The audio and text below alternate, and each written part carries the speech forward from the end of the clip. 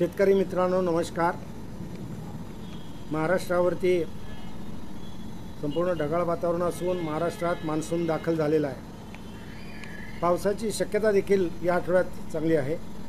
महाराष्ट्रावर आज सोमवार दिनांक 10 जून ते मंगळवार दिनांक 12 जून या काळात, तसेच गुरुवार दिनांक 14 जून ते बुधवार दिनांक 19 जूनपर्यंत हवेचा दाब 1004 हेक्टोपास्कल इतका कमी राहील। हा हवेचा दाब मान्सून वेगाने पुढे सरकण्यास अत्यंत अनुकूल आहे। त्यामुळे नैऋत्य मान्सूनचे शाखेसह बंगालच्या उपसागरावरही हवेचे कमी दाबाचे क्षेत्र निर्माण होत असून बंगालच्या उपसागराचे उत्तरेकडील भागावर 1000 हेक्टोपास्कल इतका कमी हवेचा दाब राहील। तसेच हिमालयाचे पायथ्यास 998 हेक्टोपास्कल इतका कमी हवेचा दाब राहील। त्याचप्रमाणे राजस्थानवर 1000 हेक्टोपास्कल इतका कमी हवेचा दाब राहील। त्यामुळे मान्सून वारे वेगाने उत्तर भारताच्या दिशेने तसेच ईशान्य भारत व वायव्य भारताच्या दिशेने प्रगती करतील आणि मान्सून निर्धारित वेळेपूर्वी भारताचे सर्व भागात दाखल होईल। त्याचा फायदा प्रामुख्याने पाणी टंचाई दूर करण्यात महाराष्ट्रासह सर्व भारतामध्ये होईल। महाराष्ट्रातील सर्व जिल्ह्यात कमाल तापमान 40 अंश सेल्सिअसपेक्षा कमी होईल। त्यामुळे उष्णतेपासून बचाव होईल। किमान तापमान महाराष्ट्रातील सर्वच जिल्ह्यात 29 अंश सेल्सिअसपेक्षा कमी राहील। त्यामुळे सकाळी देखील उष्णतेचे प्रमाण कमी होईल।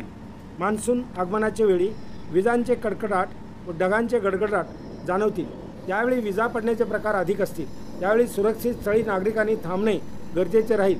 आकाश पूर्णतः ढगाळ राहील। सकाळच्या व दुपारच्या सापेक्ष आर्द्रतेत वाढ होईल। कोकण, उत्तर महाराष्ट्र, मराठवाडा व दक्षिण पश्चिम महाराष्ट्रात वाऱ्याचे दिशेत बदल होऊन वारे नैऋत्येकडून वाहतील तसेच पूर्वेकडूनही वाहतील।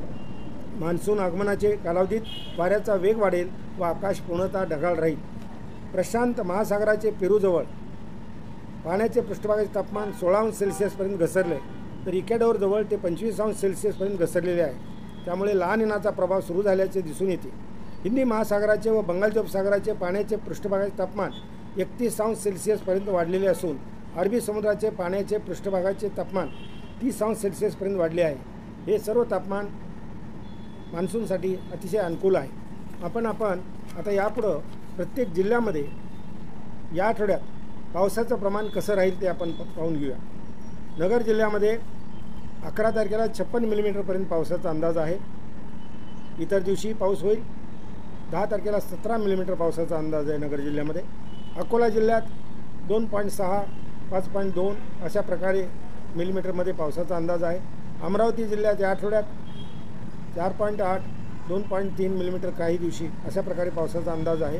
छत्रपती संभाजीनगर जिल्ह्यात साधारणपणे 11 तारखेला 10.6 मिलीमीटर आणि इतर दिवशी 3.4 मिलीमीटरपर्यंत अंदाज आहे। बीड जिल्ह्यात 8.5 मिलीमीटर 10 तारखेला तर 11 तारखेला 36 मिलीमीटर पावसाचा अंदाज आहे। त्यापुढेही पाऊस अल्पसा राहणार आहे। भंडारा जिल्ह्यात 1.7 मिलीमीटर काही दिवशी अशा प्रकारे पावसाचा अंदाज आहे। बुलढाणा जिल्ह्यात 3.9 मिलीमीटर म्हणजे 4 मिलीमीटरपर्यंत काही दिवशी पावसाचा अंदाज आहे। चंद्रपूर जिल्ह्यात 4.2 मिलीमीटर असा पावसाचा अंदाज आहे। धुळे जिल्ह्यात 6.6 मिलीमीटर 10 तारखेला आणि त्यापुढं अल्पशा पावसाचा अंदाज आहे। गडचिरोली जिल्ह्यात साधारणपणे 0.8 ते 0.10 मिलीमीटर 0.8 ते 1 मिलीमीटरपर्यंत पावसाचा अंदाज आहे। त्याचप्रमाणे गोंदिया जिल्ह्यात साधारणपणे 1.3 ते 3 मिलीमीटर पावसाचा अंदाज आहे। हिंगोली जिल्ह्यात 2.7 मिलीमीटर साधारणपणे आणि 6.6 मिलीमीटर 14 तारखेला पावसाचा अंदाज आहे। हिंगोली जळगाव जिल्ह्यात 11.9 मिलीमीटर आणि पुढं अल्पशा पावसाची शक्यता आहे। जालना जिल्ह्यात 2.4 मिलीमीटर 10 तारखेला आणि 11 तारखेला 26 मिलीमीटर पावसाचा अंदाज आहे। त्यापुढेही पाऊस अल्पसा राहणार आहे। कोल्हापूर जिल्ह्यात 10 तारखेला 176 मिलीमीटर तर साधारणपणे 11 तारखेला आणखी जास्त 229 मिलीमीटरपर्यंत पावसाचा अंदाज दिलेला आहे। 12 तारखेला 65 मिलीमीटरपर्यंत पावसाचा अंदाज आहे। कोल्हापूर जिल्ह्यात अधिक पाऊस आहे। 13 तारखेला 10 मिलीमीटर पावसाचा अंदाज आहे। लातूर जिल्ह्यात 16 मिलीमीटर 10 तारखेला आणि त्यापुढं 14 तारखेला 10.9 मिलीमीटर पावसाचा अंदाज आहे। नागपूर जिल्ह्यात 2.1 मिलीमीटर असा प्रत्येक दिवशी साधारणपणे पावसाचा अंदाज आहे। नांदेड जिल्ह्यात 14 तारखेला 26 मिलीमीटर आणि इतर दिवशी अल्पशा पावसाचा अंदाज आहे। त्याशिवाय नंदुरबार जिल्ह्यात 5 मिलीमीटर 10 तारखेला आणि त्यापुढं अल्पशा पावसाचा अंदाज आहे। नंदुरबार जिल्ह्यात 5 मिलीमीटर आणि पुढं अल्पशा पावसाचा अंदाज. नाशिक जिल्ह्यात 31 मिलीमीटर 10 तारखेला म्हणजे आज पावसाची शक्यता आहे आणि इतर जिल्ह्यात इतर दिवशी देखील अल्पशा पाऊस आहे. धाराशिव जिल्ह्यात आज 21 मिलीमीटर, उद्या 23 मिलीमीटर आणि 2 दिवसांनी 43 आणि 21 मिलीमीटर धाराशिव जिल्ह्यात अधिक पावसाचा अंदाज आहे. पालघर जिल्ह्यात 10 मिलीमीटर आज आणि पुढं साधारणपणे 2-3 मिलीमीटर पावसाचा अंदाज आहे. परभणी जिल्ह्यात उद्या 8 मिलीमीटर आणि त्याचप्रमाणे पुढं 3.1 मिलीमीटर पावसाची शक्यता आहे.